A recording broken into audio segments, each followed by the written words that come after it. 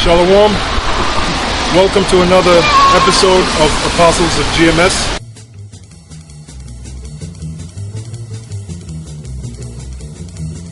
Giving praises to Yahweh Ba'Shem Yahushai for giving us this knowledge, this truth, this understanding.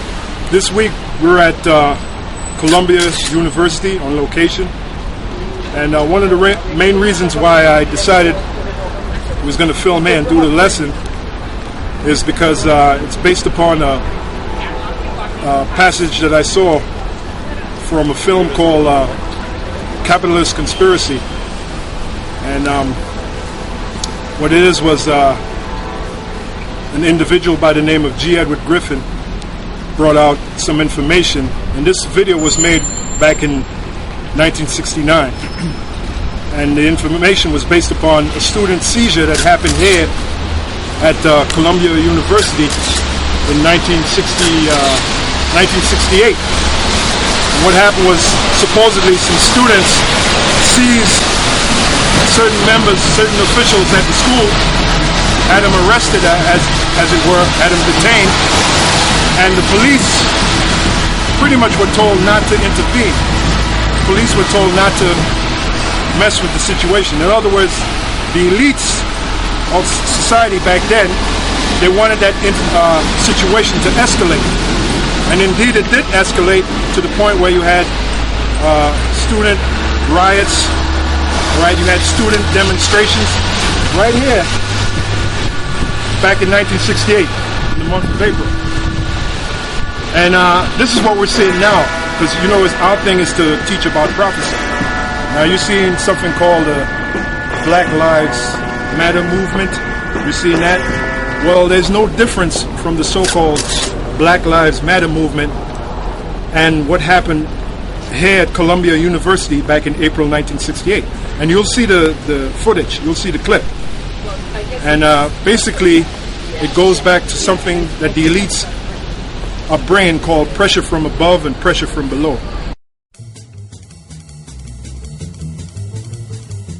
But what is the best way to sell big government and then world government to a people like ours, historically devoted to an independent republic of limited powers? The answer is simple. In revolutionary literature, the tactic is known as pressure from above and below. It's the strategy that Colonel House laid down in his book, Philip Drew, Administrator. Deliberately create problems, and then offer only those solutions that result in the expansion of government. Create conditions so frightful at home and abroad that the abandonment of personal liberties and national sovereignty will appear as a reasonable price for a return to domestic tranquility and world peace. If those who seek world dominion can stimulate leftist mobs into violent confrontation with local law enforcement, and also provide exhaustive news coverage so that the entire nation can see and tremble, then the peaceful and freedom-loving majority can be programmed to accept a vast expansion of government powers and even a national police force, offered supposedly to end the violence. This is the meaning of pressure from above and below. To put over police state measures at home, they need chaos, crime, and anarchy in the streets. To sell the idea of world government, they need the constant threat of nuclear war. Or, as they say in revolutionary circles, the real action is in the reaction. In 1968, Random House Incorporated published this book by James Coonan, The Strawberry Statement, Notes of a College Revolutionary. Coonan carries the usual New Left credentials and is a classic example of the extent to which a highly intelligent mind can be programmed by the establishment into thinking that it is acting against the establishment. Coonan was one of the leading participants in the first student seizure of an American university, which occurred at Columbia in April of 1968. Initially, the movement was not large and easily could have been stopped by a simple police action. But as usual, the anti-establishment forces received their greatest help from the establishment itself. For several days, police were told not to interfere. Meanwhile, university officials groveled in the face of outrageous propaganda charges, and the media made national heroes of the rebelling students. MGM even made a movie out of Coonan's book. On page 130, Coonan wrote, In the evening, I went up to the U to check out a strategy meeting. A kid was giving a report on the SDS convention. He said that at the convention, men from Business International roundtables, the meeting sponsored by Business International for their client groups and heads of government, tried to buy up a few radicals. They offered to finance our demonstrations in Chicago. We were also offered ESSO, or Rockefeller money. They want us to make a lot of radical commotion so they can look more in the center as they move to the left.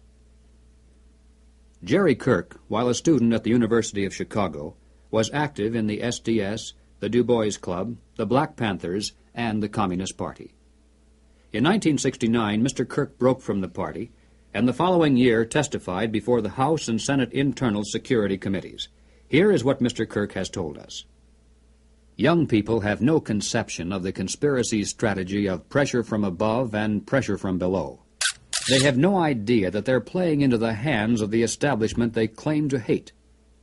The radicals think they're fighting the forces of the super-rich, like Rockefeller and Ford, and don't realize that it is precisely such forces which are behind their own revolution, financing it, and using it for their own purposes.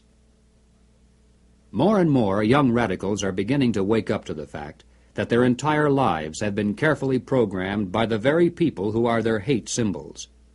They're beginning to realize that their so-called anti-establishment outlook actually is the calculated product of the establishment press, the establishment communications media, the establishment entertainment industry, the establishment schools. Rich men's corporations publish and popularize revolutionary books and songs. Through advertising, rich men's businesses subsidize revolutionary magazines. Rich men's tax-exempt foundations pour millions of dollars into left-wing organizations. The federal establishment in Washington, through agencies like the OEO, provide weekly paychecks to thousands of hardcore revolutionaries. And so we return again to the basic question, why? Why does the establishment publicly condemn but privately support the anti-establishment movement? Former communist Jerry Kirk answers, the idea is to create a situation where the people are so frightened of the violence all around them that they will throw their hands up in the air and demand, federal government, do something. And the only choice open will be martial law. The communists, black militants, and revolutionaries will never succeed in overthrowing the government of the United States. But unless they are stopped, they will scare the American people into accepting socialism from Washington and statist rule by the insiders of the establishment. This is what it is really all about. Now this so-called, Black Lives Matter movement is pressure from below. And the same thing that happened back here in Columbia University, April 1968, was pressure from below. And the fact that the police was told not to intervene shows that it was set up by the wicked elite of that society back then, or this society back then, which you know as the Illuminati, which the top members of the Illuminati are the international banking families. In this case, the Rothschild family, the Rockefeller family. And basically, why this is all being done with the student movements, the different student movements, like Black Lives Matter, is to create chaos and mayhem to justify the elites bringing in some kind of order. See, when people get fed up of seeing that chaos and mayhem, seeing what they call madness, of seeing all of that stuff, they're going to get tired and they're going to throw their hands up and demand a solution. And that solution is coming from the government, and it's going to be martial law. And that's where you tribes come in. That's where you come in, because this is where the government is going to come and seize you, going to come and take you. And we got the script. That's right. If you want to comment on it. Yeah, that's dealing with Jacob's trouble, because that's what the society is geared for. Now, if you look at all the situations going on around the world, there's uproars going on all over the world. There's a protest going on in Turkey or different places, Syria, Afghanistan. You got protests breaking out in Paris, France, all over the world, because this is the time that we're living in. Because they don't want to just bring a new world order in America; they want to bring a new world order all over the world. You know? That's right. New World Order all over the world. And that New World Order doesn't include you tribes. When I say you tribes, I'm talking about you so-called Negroes all the way down to you so-called Mexicans. And that's why the only alternative you have is to come back to this truth, come back to this knowledge of which we're teaching. And thus by coming back to this knowledge, you're coming back to Yahweh Ba'Shem Yahweh Shai, which you know in the world as God through Jesus Christ, right? Which his name is Yahweh, that's the Father's name, and his Son's name is Yahweh Shai. That's the only begotten Son's name, his true name. So like I said, we're here on location at Columbia University. Now we've done videos like this before. As a matter of fact, not too long ago, we did a video at Columbia University with Apostle Elder Ta'ar. And we went into some of the images there. We're pretty much going to do something like that in this video. And at the same time, we're going to bring out information of what we find. So we're going to take that walk, and we'll see you brothers in a few.